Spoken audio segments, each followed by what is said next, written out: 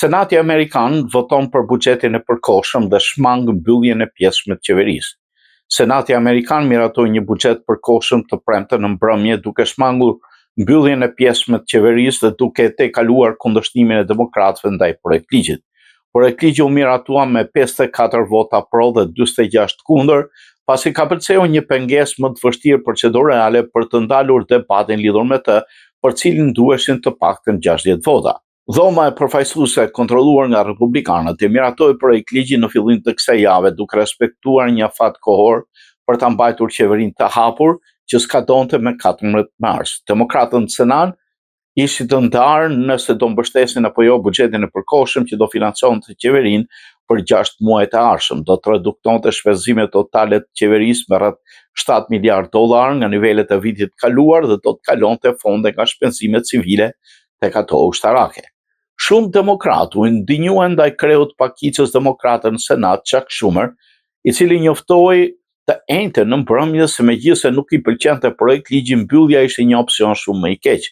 Duke folur në Senat të premten në mëngjes, zoti Schumer tha se mosmiratimi i projektligjit republikan do ndihmonte përpjekjet e Departamentit të Efikasitetit të Qeverisë DOSH, të udhëhequr nga miliarderi Elon Musk, përfshirë lidhur me agjensitë që do mbylleshin. Mbyllja do t'i jepte mundësi DOSH të intensifikonte përpjekjet për shkurtime, tha ai.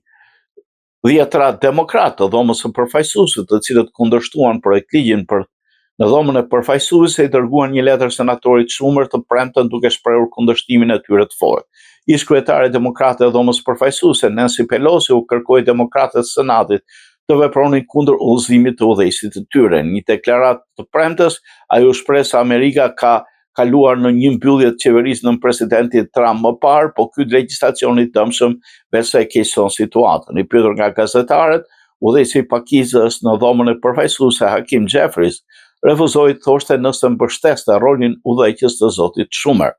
Presidenti Trump, i cili kishte bërë thirrje Kongresit miratonte projektligjin për buxhetin dhe të premten e vlerësoi zotin Schumer për mbështetjen e tij. Urime për Chuck Schumer, i cili bëri gjën të duhur, ai tregoi guxim, shkruan ti ai në platformën Truth Social. E respektoi shumë atë që bëri sot Schumer, ai doli hapur dhe tha se ata demokratët duhet votojnë krah republikanëve sepse është gjëja e duhur, tha Trump gjatë një fjalimi në Departamentin e Drejtësisë. Ligjvënësi Thomas Massie ishte i vetmi republikan që votoi kundër projektligjit, pavarësisht se zoti Trump bëri thirrje të hënën në mbrëmje në Truth Social që ai do të humbiste vendin e tij nëse bënte një gjë të tillë.